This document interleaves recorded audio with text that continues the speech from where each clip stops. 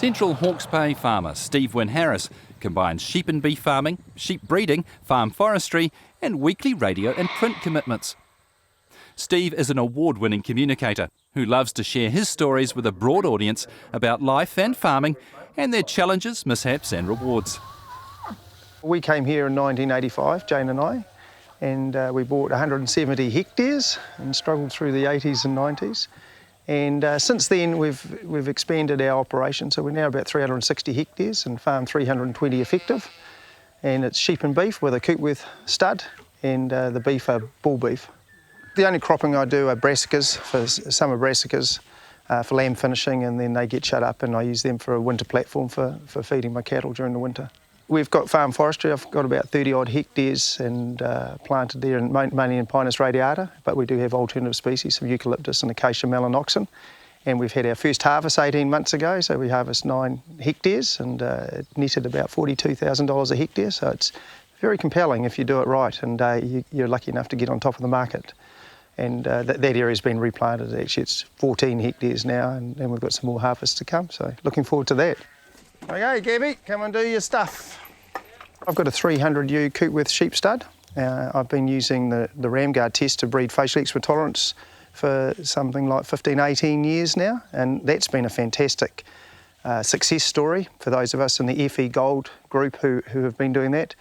Our sheep now are very tolerant to facial eczema, which is a terrible disease. So it's good now in the autumns not to have to worry about that particular disease because the sheep are bred to it. But I still have to be mindful of my cattle, they're still susceptible.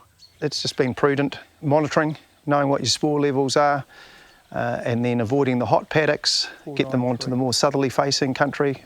Young cattle particularly, for me, are susceptible.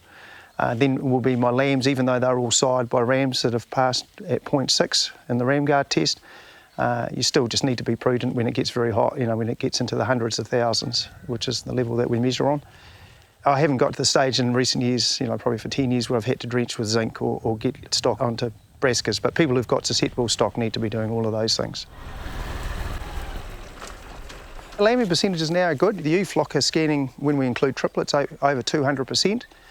Triplets are problematic, but an opportunity if you could get it right, or when we get it right. And some ewes are very capable of rearing 3 lambs over 30 kilos, so they can rear 90 to 100, 110 kilos of lamb, but not all of them can do that. So we're interested in the ones who can and who can do it, in subsequent years.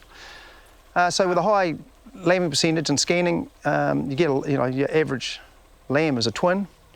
In this environment where it can get dry over the summers and droughts and autumn droughts, I've got to get my commercial lambs away off to the meat processing company as quickly as I can. So I target 60 or 70% of my commercial lambs off mother, the ones that are bred by terminal rams. This year we've had a good lambing percentage. I'm in the high 160s used to the ram, but the lambs didn't do so well this year, so I've got about 50% away to the works. Very good money. So at the time of speaking, it's $9 a kilogram, so these lambs were over $150 net.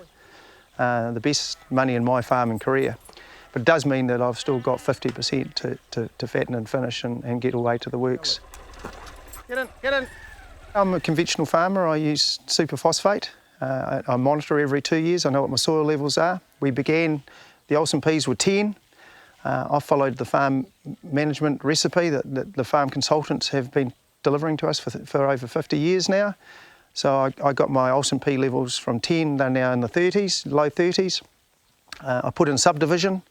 My average paddock size is ridiculous. It's 2.5, 2.7 hectares. So it's a bit like the dairy model on sheep and beef hill country. And of course, then you have to put in a reticulated water system and rotational grazing. I can manage my pastures pretty well and get good genetics and improve your management. And all those things come together, a 4-legged stool, and it means that your productivity and your performance and thus profitability is pretty good.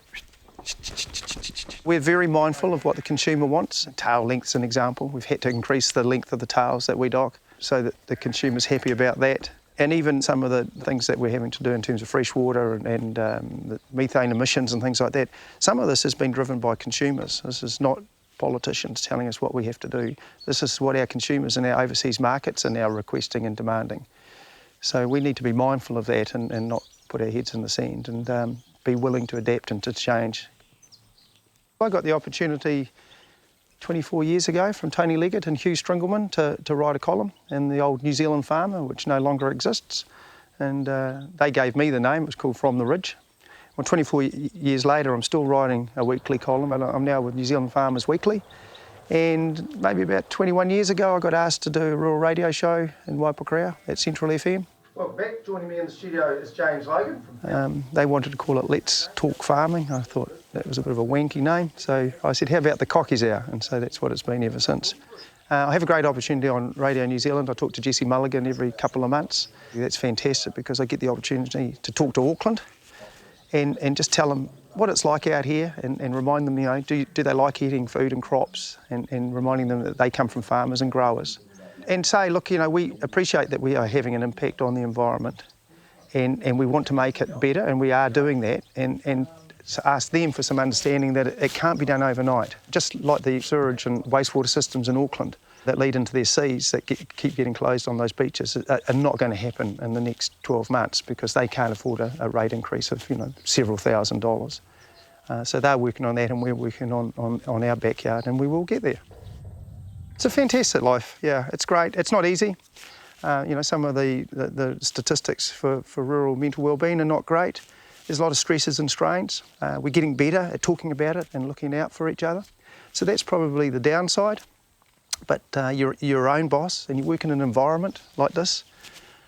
It's fantastic, and providing you've got a good support network and those people who are around you and your family and you talk with them in the difficult times, yeah, it's hard to beat this as a career.